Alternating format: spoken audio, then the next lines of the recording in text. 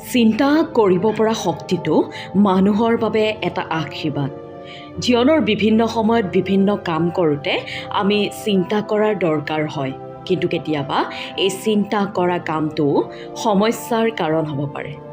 আপুনি যদি বেছিকৈ চিন্তা কৰিবলৈ লয়, তেনেহ'লে ই আপোনাৰ বাবে সমস্যাৰ সৃষ্টি কৰিব। বেছিকৈ চিন্তা কৰিলে আপুনি বহু বস্তু হেৰুৱাবও পাৰে। আমাৰ বহুতৰে লগাতকৈ বেছি চিন্তা কৰাৰ অভ্যাস আছে। আমি অদৰকাৰী বহু কথাও চিন্তা কৰি থাকোঁ। কেতিয়াবা আমি এটা কথাৰ বিষয়ে চিন্তা কৰিয়ে থাকোঁ। আমি চিন্তা কৰোঁ, কথাটোৰ বিষয়ে মনতে এনালাইচিছ কৰি থাকোঁ, আৰু ফলত আমি দৰকাৰতকৈ বেছিকৈ চিন্তা কৰোঁ আৰু এনালাইচিছ কৰোঁ। উদাহৰণস্বৰূপে, আমি কোনোবা এজন মানুহক লগ পালে আমি চিন্তা কৰোঁ, আমি কেনেকৈ তেওঁৰ লগত কথা পতা উচিত, কেনেকৈ আমি তেওঁৰ কথাৰ উত্তৰ দিয়া উচিত, তেওঁৰ বডি লেংগুৱেজে কি কৈছে, যদি তেওঁ হাঁহি আছে কিয় হাঁহি আছে ইত্যাদি। তেনে কৰাৰ ফলত আমি বহু বস্তু মন কৰিবলৈ সময়ে নাপাওঁ, কাৰণ আমাৰ মনটো এই এনালাইচিছবোৰ কৰাত ব্যস্ত আছিল। কেনে কথাবোৰ মন কৰিবলৈ আমি সময় নাপাওঁ জানো আহকচোন। 1 নম্বৰ, সেই মানুহজনে কি কৈ আছে আমি সেয়া মন নকৰোঁ।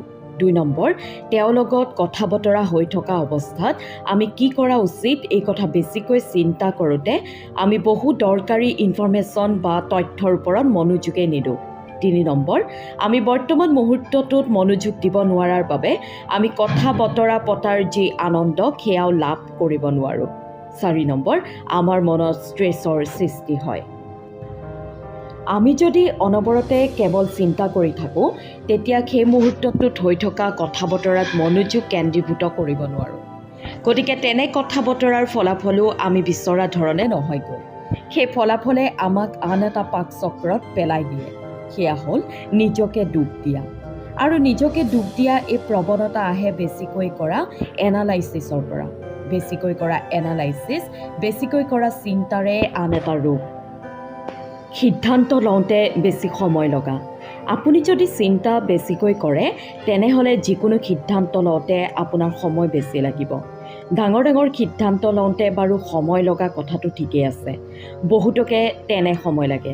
কিন্তু বেছিকৈ চিন্তা কৰাটো অভ্যাসত পৰিণত হ'লেই আপোনাৰ জীৱনটো অশান্তিময় কৰি তুলিব। সৰু সৰু কথাবোৰতো যদি আপুনি বেছিকৈ চিন্তা কৰি সিদ্ধান্ত ল'বলৈ যায়, তেতিয়া আপোনাৰ বহু কাম কৰাই নহ'ব।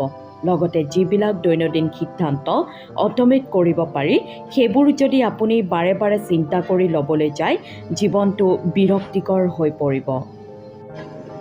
কোনোবা মানুহ এজনক লগ কৰিবলৈ যোৱাৰ আগতে যদি আপুনি বাৰে বাৰে সেই কথাটোকে চিন্তা কৰি থাকে, তেনেহ'লে আপোনাৰ বাকী সকলো কাম থাকি নাযাবনে? আপুনি যদি গা ধোৱাৰ নিচিনা সৰু কথা এটাও চিন্তা কৰিহে ঠিক কৰিব লাগে, তেনেহ'লে এটা সময়ত সেয়া কৰি কৰি আপোনাৰ ভাগৰ নালাগিবনে? লগতে যদি আপোনাৰ মনত আত্মবিশ্বাস কম হৈ থাকে বা আত্মসন্দেহ থাকে, তেতিয়া সৰু সৰু কথাবোৰকে বাৰে বাৰে ভাবি আপুনি নিজৰ মূল্যৱান সময়বোৰ নষ্ট নকৰিবনে? তাৰ পৰা আপোনাৰ কিবা লাভ হ'ব জানো?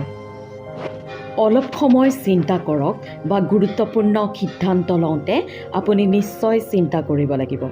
কিন্তু চিন্তাহে কৰিব লাগে, দুচিন্তা নহয়। আৰু অযথা বেছি চিন্তা কৰি নিজকে পেৰালাইজ কৰি নেপেলাব।